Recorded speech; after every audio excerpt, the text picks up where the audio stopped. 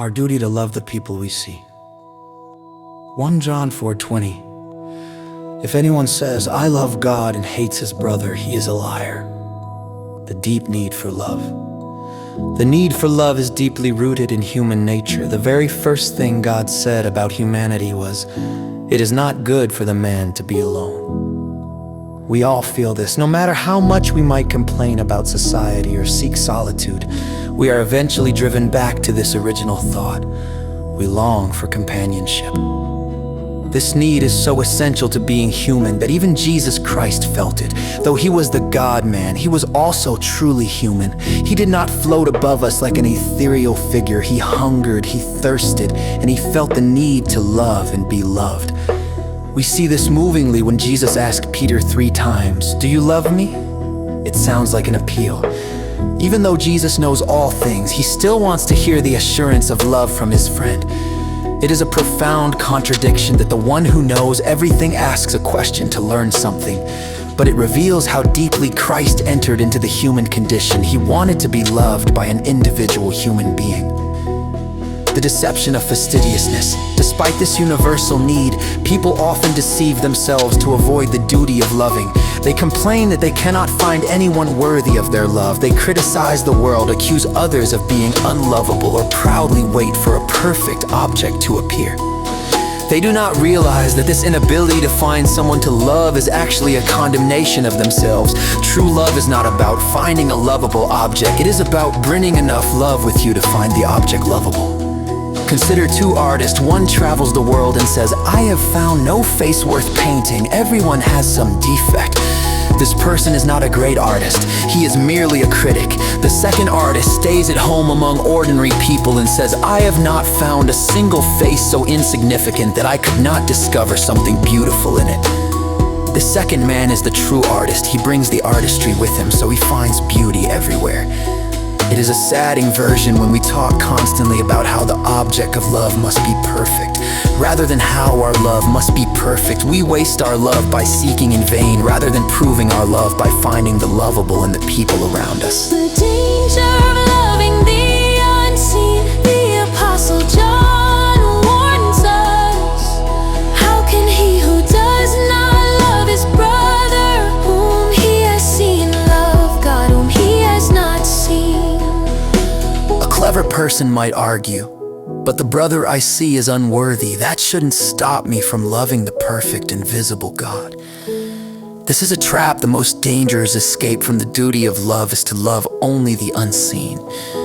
It is easy to love a fantasy, a dream, or a vague concept of God because the unseen never pushes back, never irritates us, and never reveals our own selfishness.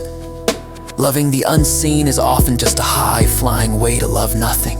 It turns God into a mirage. God does not want a direct, fanatical love that ignores his creation. He points away from himself and says, "If you want to love me, love the people you see."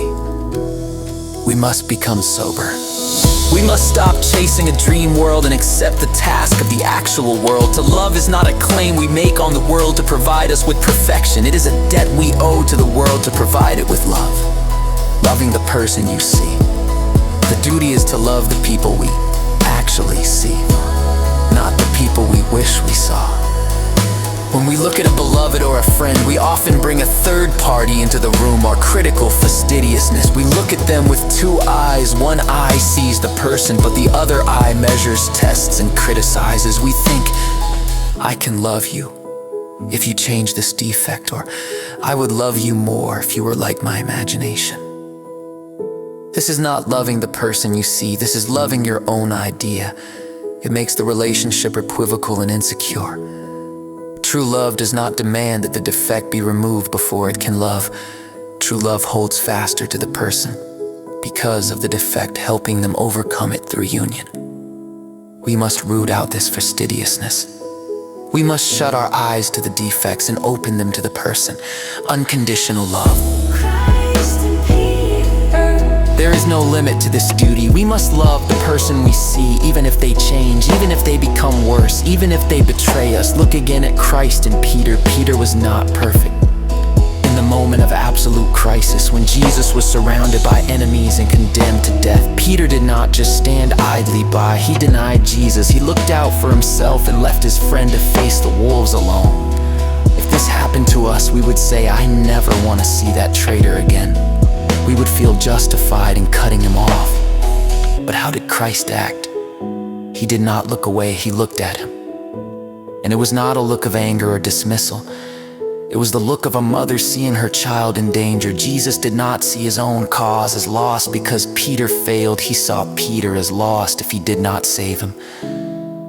Even while being condemned, Jesus was concerned for the traitor. Jesus did not say, Peter must become a new person, and then I will love him again. No, he loved Peter exactly as he was. And that love helped Peter become a new person. Jesus loved the person he saw, even when the person he saw was denying him.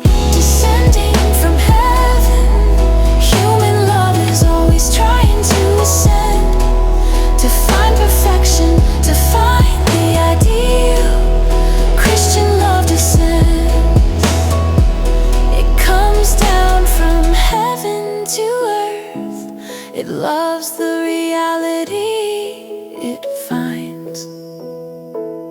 If Christ had waited for a perfect person to love, he would never have loved anyone, but he was the perfect one, because he boundlessly loved the people he saw. We often think we are wasting our love if we give it to imperfect people. But the only way to truly waste love is to withhold it while searching for a perfection that doesn't exist. To be perfect in love is to love the person you see, just as they are, with all their flaws, even when they change, even when they turn away. This is the duty,